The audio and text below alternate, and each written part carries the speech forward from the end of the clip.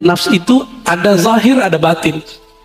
Zahirnya nafs makan, pengen terlihat lebih baik depan orang. Batinnya nafs pengen dihargai, pengen dianggap alim, pengen menggurui orang, tidak mau digurui. Ini hati-hati. Masih ingat iblis? Iblis itu nafsnya pengen minta dihargai. Bahasa Arabnya istakbaro. Jadi istakbaro itu bahasa halusnya pengen dihargai. Bukan saya pengen dihargai, tapi emang harusnya begitu. Ini hati-hati. Orang-orang yang tersinggungan mulu hidupnya, hati-hati tuh. Jangan-jangan antum melihara kibir, salah satu karakternya nafs. Jadi biasanya pengurus masjid kena ujian begitu tuh. Pengurus masjid, guru-guru, syekh-syekh, kiai-kiai, pejabat-pejabat atau mantan pejabat. Dia mantan masih pengen dihargai seperti pejabat. Namanya post power syndrome, tahu? Ya, dia dulu ngurus masjid, sekarang kan bukan. Itu di banyak masjid saya ketemu begitu Pak. Di banyak masjid, saya nggak tahu masjid sini ya. Dinamikanya mungkin 11-12 lah, bener? Ya, sama lah. Karena masjid ini tempat nyembah Allah. Setan nggak mau diem Pak. Dia bikinlah pengurus tekar sama pengurus. Antum yang tengkar kena udah. Kalau berbeda boleh, tengkar ya nggak boleh. Berselisih itu rahmat, yang nggak boleh itu takhasum, bermukhasamah.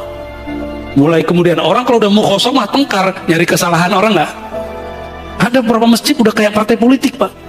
Mau milih ketua itu udah pakai, waduh ya salam, udah ada tim sukses segala. Ada grup baru lagi.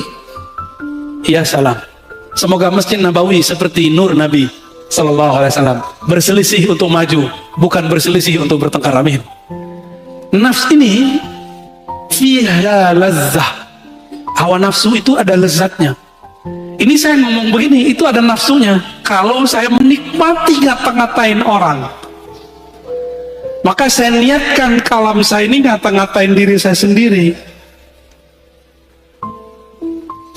Pahit loh Pak ngata-ngatain diri sendiri itu. Nggak enak banget ngata-ngatain diri sendiri itu. Maunya dia mengata-katain orang mulu, nggak mau muhasabah diri, maunya menghisap orang mulu. Itu karakter kita tuh, karakter nafs itu. Berarti antum sudah bagus tuh pertanyaannya. Saya gitu ya, dengan pakaian begini merasa nggak pantas. Emang nggak pantas Pak. Cuma meskipun kita bukan orang soleh, kita mau meniru orang soleh walaupun hanya pakaiannya. Semoga dengan meniru pakaiannya nanti akhlaknya pun nempel ke tubuh kita. Kalau akhlaknya sudah nyampe, semoga karakter kolbiahnya juga masuk ke dalam diri kita. Nah ini, jadi gimana caranya? Jangan kasih kendor. Kasih kendor, kasih sanksi. Allah itu memberi sanksi nggak kepada jiwa ketika dia tidak mau mengakui Allah sebagai Rabb? Dikasih sanksi, nggak dikasih makan.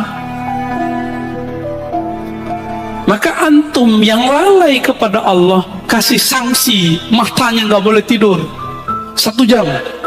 Kurangi zikir, baca Quran, sholat.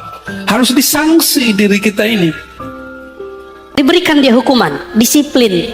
Masa orang ada disiplin kerja mencari dunia, tapi dia nggak disiplin kerja untuk akhirat.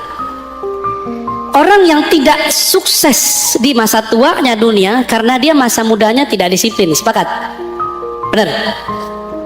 Bapak, kenapa saya bisa baca kitab apa saja sekarang?